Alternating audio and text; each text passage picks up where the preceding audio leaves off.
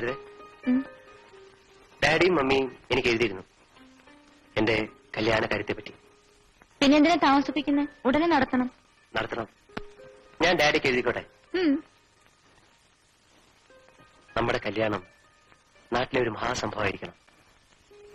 മതങ്ങൾക്ക് മനുഷ്യനെ അകറ്റാൻ കഴിയില്ലെന്ന് നമുക്ക് തെളിയിക്കണം.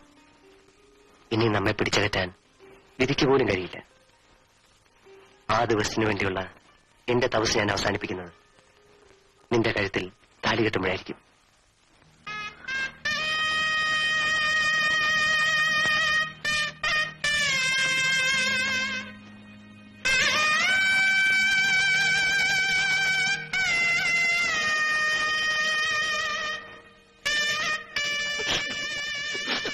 സരിതേ, എന്താ ഇത്?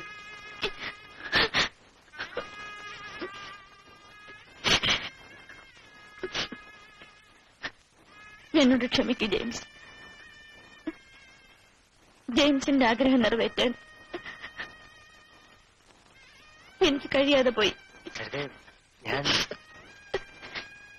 എന്റെ മനസ്സിന്ന് മറ്റൊരാളിന് സ്വന്തമായി കഴിഞ്ഞിരിക്കുന്നു.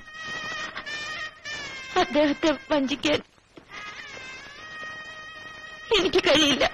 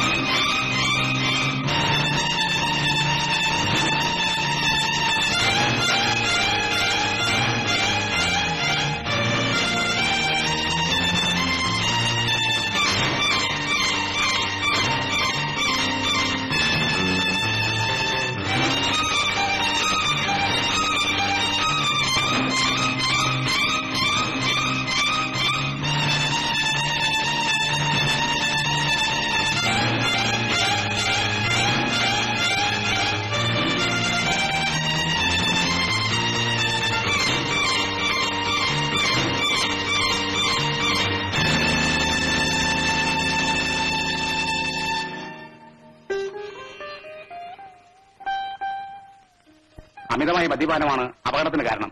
ഒരാഴ്ചയെങ്കിലും ഇവിടെ തന്നെ വിശ്രമിക്കട്ടെ. ഡാഡി,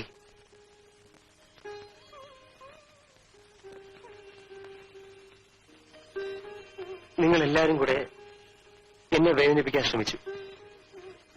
അതാ ഞാൻ കുടിച്ചത്. മോൻ വിഷമിക്കാതെ. മോന് ഇതിനേക്കാൾ സുന്ദരിയായ പെണ്ണിനെ അമ്മയ്ക്ക് കണ്ടുപിടിച്ചു തരാം. വേണ്ട മമ്മി, മറ്റൊരു പെണ്ണെ സ്നേഹിക്കാനുള്ള ഹൃദയം എനിക്കില്ല.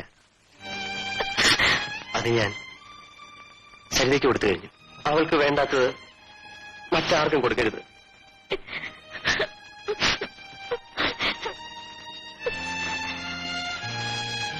എന്തിനാ കരയുന്നത്?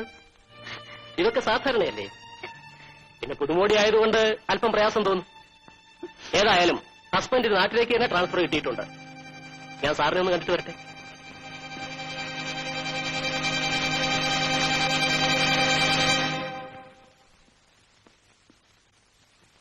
ഇപ്പോഴെങ്ങനെ ഇരിക്കുന്നു സാർ?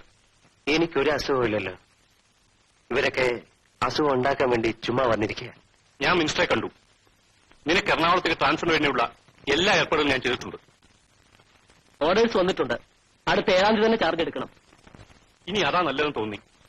തീയും കരിമരുന്ന് ഉരത്തിരിക്കുന്നത് അത്ര ഭംഗിയല്ല. മോൻ സമാധാനമായിരിക്കും. ഞങ്ങൾ അവിടെ ചെന്നിട്ട് വേണ്ടതുപോലൊക്കെ ചെയ്യാം. മുൻകൂട്ടി നമ്മളിത് തീരുമാനിച്ചിരുന്നതല്ലേ. ഇനി വൈകിക്കണ്ട. ഞങ്ങളുടെ തടസ്സം കൊണ്ടാണോ? അന്ന് തീയതിയും കൂടി നിശ്ചയിച്ചുറപ്പിച്ചപ്പോഴല്ലേ അവിടെ ജോലിക്കെന്നും പറഞ്ഞു പോയത്. ഏതായാലും ഓണത്തിന് മുമ്പ് അങ്ങ് നടത്തിക്കളയാം. 7-ാം തീയതി നല്ലൊരു മുഹൂർത്തമുണ്ട്.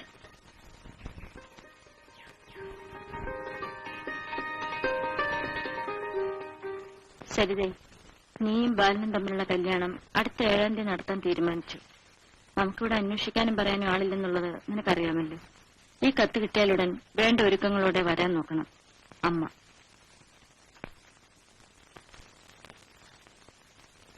ചേട്ടൻ അങ്ങോട്ടൊന്ന് എഴുന്നേറ്റ് ചെല്ല്. വേണ്ട രേഖ, ഒരു നല്ല കാര്യം സംസാരിക്കുമ്പോ ഞാനെന്തിനാ തപ്പിത്തറഞ്ഞ് അങ്ങോട്ട് പോകുന്നു? ചേട്ടൻ എഴുന്നേറ്റ് വന്നില്ലെങ്കിൽ ഞാൻ ഈ കല്യാണം വേണ്ടെന്ന് പറയും. എനിക്കിങ്ങനൊരു ചേട്ടനുണ്ടെന്ന് അറിഞ്ഞിട്ട് സമ്മതം ഉണ്ടെങ്കിൽ അവരെന്നെ കല്യാണം കഴിച്ചാൽ മതി. കാലേക്കുട്ടി അറിഞ്ഞിരുന്നെങ്കിൽ രണ്ടും കൂടി ഒരുമിച്ച് നടത്താമായിരുന്നു. വളരെ നാളുകൊണ്ട് ബാലന്റെ കല്യാണം ആലോചിച്ചു വെച്ചിരുന്നതാ. പെട്ടെന്ന് അങ്ങ് തീരുമാനിക്കുകയും ചെയ്തു. ഇവിടെ വന്ന് കയറിയതും കല്യാണപ്പന്തൽ പരിപാടിയൊക്കെ കണ്ടപ്പോ വിചാരിച്ചു കഷ്ടകാലത്തിന് പെണ്ണ് കാണാൻ വന്ന പെണ്ണിന്റെ കല്യാണമാണോന്ന്. ഇവിടെ ആദ്യമായിട്ട് നടത്തുന്ന കല്യാണമല്ലേ, കുറച്ച് കേവമായിട്ട് നടത്താമെന്ന് വെച്ചു. കൂട്ടുകാരെയൊക്കെ വിളിച്ചൊരു പാർട്ടി കൊടുക്കണമെന്നാ അവന്റെ മോഹം. എന്നാ അതങ്ങ് നടക്കട്ടെ എന്ന് കരുതി. ചേട്ടാ പതുക്കെ വാ മോനെ.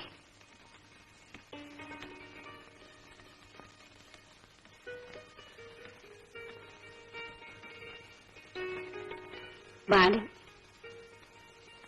നിങ്ങളുടെ മുമ്പിൽ വരാനുള്ള വിഷമം കൊണ്ട് അകത്തിരിക്കുകയായിരുന്നു. ഞാൻ വിവാഹം കഴിക്കാൻ പോകുന്ന പെണ്ണിന്റെ ജ്യേഷ്ഠന് കാഴ്ചയില്ലെന്ന് വെച്ച് ഞാൻ തിരിച്ചു പോകുമെന്ന് വിചാരിച്ചോ?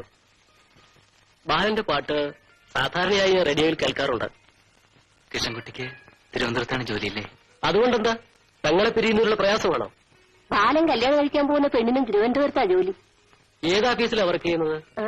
സിത്താര ബാങ്കിൽ. സിത്താര ബാങ്കോ? അവിടെയുള്ള എല്ലാ സ്റ്റാഫിനും എനിക്കറിയാമല്ലോ. പേര്? സരിത. ആളിന് മനസ്സിലായി. പക്ഷെ അവിടെയുള്ള സരിത ഞങ്ങളുടെ സർക്കിൾ ഇൻസ്പെക്ടറുടെ ഭാര്യയാണല്ലോ. എങ്കിലും ഇവിടെ 2 സരിതമാരുണ്ടായിരിക്കും. ഇത് എന്നോടൊപ്പം BL പഠിച്ചിരുന്ന കുട്ടിയാ. മിസ്റ്റർ ജെയിംസ് ജോർജിനെ അറിയാമോ? പ്ലാംപറമ്പിൽ തോമസ് ജോർജിന്റെ മകൻ. സരിത ഡിഗ്രി എടുക്കാറുന്നതിന്റെ കാരണക്കാരൻ തന്നെ അയാളാ. എന്നാൽ എനിക്കാളെ തെറ്റിയിട്ടില്ല.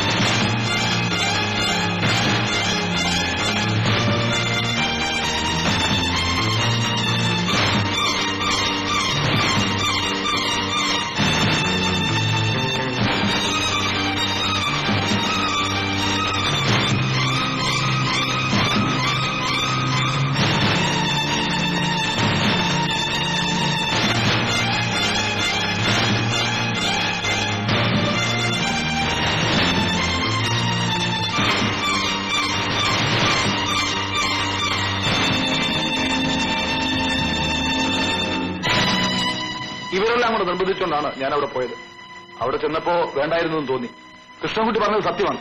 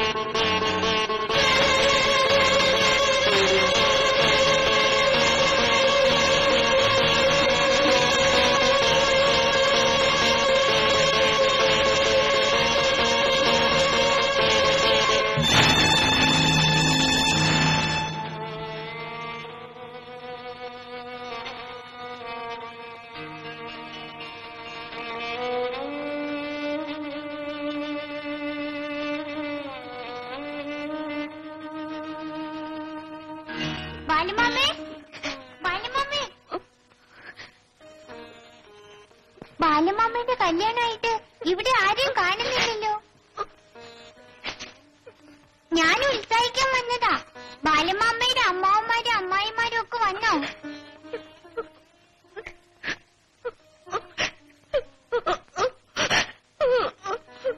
ചേച്ചി എന്തിനാ കരയുന്നത്? ബാലമാമ എവിടെയാ? ഈ ലോകത്തിന്റെ കറുപ്പും വെളുപ്പും തിരിച്ചറിയാൻ വയ്യാത്ത ഞാൻ എന്തിനു ജനിച്ചു? ദുഃഖിക്കാനോ മരണം വരെ വേദനിക്കാനോ? സരിതേ, നിനക്ക് ഇത്രയും ക്രൂരമായ മറ്റൊരു മുഖം ഉണ്ടായിരുന്നു? ബാലമാമേ, ബാലമാമേ, മിനിക്കുട്ടിയോ? കല്യാണച്ചക്കനായിട്ട് എന്താ ഇവിടെ വന്നിരിക്കുന്നേ? ചിലരൊക്കെ കല്യാണം എന്ന് പറഞ്ഞാൽ ഒരാഴ്ച മുമ്പ് കുളിച്ച് കുറിതോട്ടിരിക്കും. ഈ ബാലമാമ ഒരു മണക്കൂസ. പിന്നെ ബാലമാമേ, എന്നെ പാട്ട് പഠിപ്പിക്കാന്ന് പറഞ്ഞിട്ട് ഇതുവരെ പഠിപ്പിച്ചില്ലല്ലോ. ബാലമാമയുടെ പാട്ടൊക്കെ പോയി മോളെ. താളവും തെറ്റി, ശ്രുതിയും പോയി. അതൊന്നും എനിക്കറിയില്ല. ബാലുമാമയ്ക്ക് അറിയുന്നതൊക്കെ എനിക്ക് പഠിപ്പിച്ചു തരണം. എന്നാ നമുക്കൊരു കാര്യം ചെയ്യാം. പാട്ട് പഠിക്കുന്നതിന് മുമ്പ് അമ്പലത്തിൽ പോയി തൊഴുതിട്ട് വരാം. ഓ, മിനിക്കുട്ടി, അമ്പലക്കുളം എടുക്കാറായോ? നമ്മള് കൊലത്തിനടുത്ത് നിൽക്കുന്നത്. കുളിച്ചിട്ട് വേണ്ടേ ദേവിയെ തൊഴാൻ? അയ്യേ, ബാലുമാമ ഇതുവരെ കുളിച്ചില്ലേ? കല്യാണത്തിനടുത്താണത്രേ. എന്നാ മോളൊരു കാര്യം ചെയ്യും, അമ്പലത്തിലോട്ട് നടന്നോളൂ, മാമ കുളിച്ചിട്ട് വരാം. ബാലുമാമ കുളിച്ചോ? ഞാനിവിടെ നിക്കാം. ആണുങ്ങൾ കുളിക്കുന്നിടത്ത് പെണ്ണുങ്ങൾ നിൽക്കരുത്. ഞാൻ ചെറിയ പെണ്ണല്ലേ? എന്നാലും പെണ്ണല്ലേ? ബാലുമാമ വേഗം വരണം, ഞാൻ ആൽത്തറയിലിരിക്കാം. കണ്ണ് പരിശോധിക്കാതെ വ്യക്തമായി ഒന്നും പറയാൻ കഴിയില്ല. ഏതായാലും പേഷ്യന്റിനെ കൊണ്ടുവരൂ. 7-ാം തീയതിയാണ് ഞങ്ങളുടെ കല്യാണം. അത് കഴിഞ്ഞ് ഞാൻ അദ്ദേഹത്തെ വിളിച്ചോണ്ട് വരാം. കണ്ണിന്റെ ജീവൻ തീരെ അറ്റുപോയെങ്കിൽ ഒന്നും ചെയ്യാൻ പറ്റില്ല. ഡോക്ടർ, ജീവനുള്ള 2 കണ്ണുകൾ എനിക്കുണ്ടല്ലോ. അതിലൊന്ന് അദ്ദേഹത്തിന് കൊടുത്തിട്ടെങ്കിലും ഈ ലോകത്തിന്റെ വെളിച്ചം കാണാൻ സാറിനെ സഹായിക്കണം. ഞാൻ പറഞ്ഞില്ലേ, ശ്രമിക്കാം.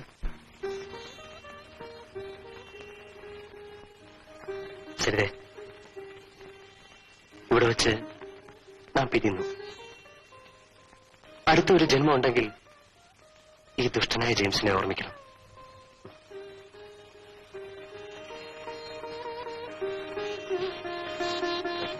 സരിതയുടെ വിവാഹത്തിന് ജെയിംസിന്റെ ഒരു എളിയ സമ്മാനം.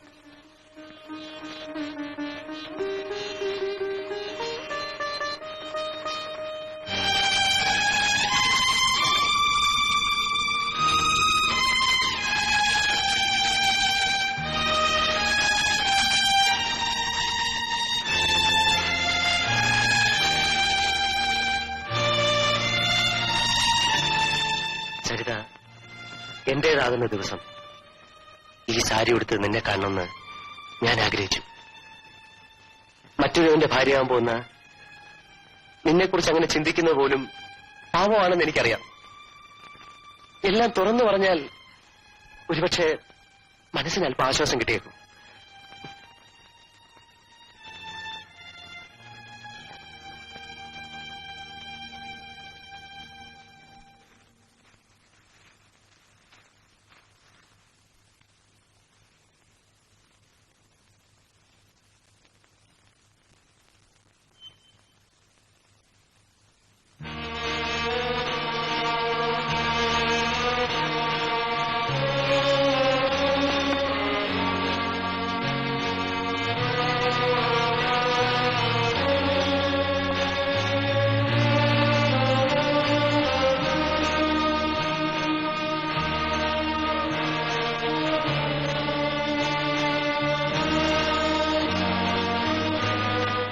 ഈ മോതിരം അണിയാനുള്ള ഭാഗ്യം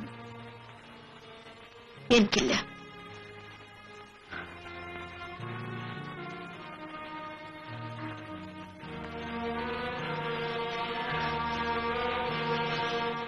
ജെയിംസ്, ഞങ്ങളുടെ കല്യാണത്തിന് വരാതിരിക്കരുത്. സരിതയുടെ കല്യാണത്തിന് തീർച്ചയായും ഞാൻ അവിടെ ഉണ്ടാവും. ഞാൻ എറണാകുളത്ത് ചാർജ് എടുക്കുന്നതും അന്ന് തന്നെയാണ്. I wish you a happy and prosperous married life.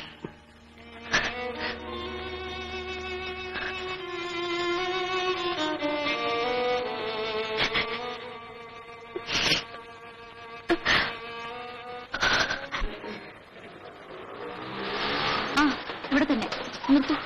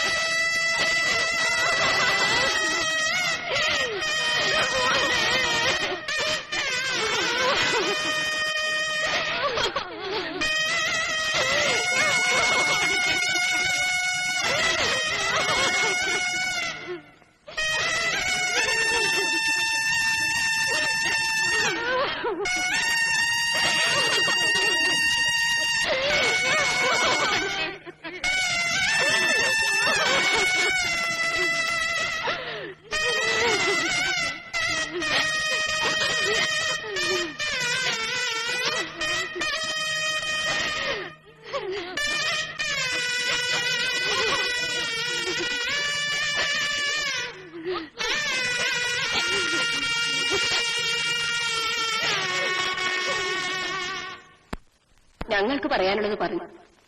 ഇനി അവന്റെ ശവം കൂടി കണ്ടേ അടങ്ങുമെന്നുണ്ടെങ്കിൽ നിന്റെ ഇഷ്ടം പോലെ ചെയ്തു.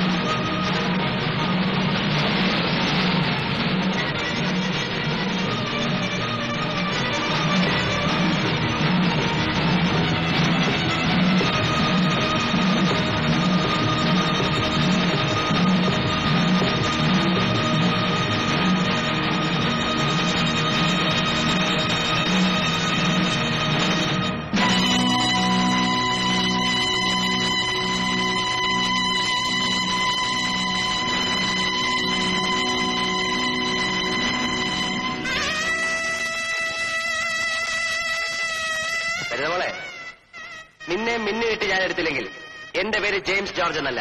എന്റെ ശവമായിരിക്കും താൻ എടുക്കുന്നത്.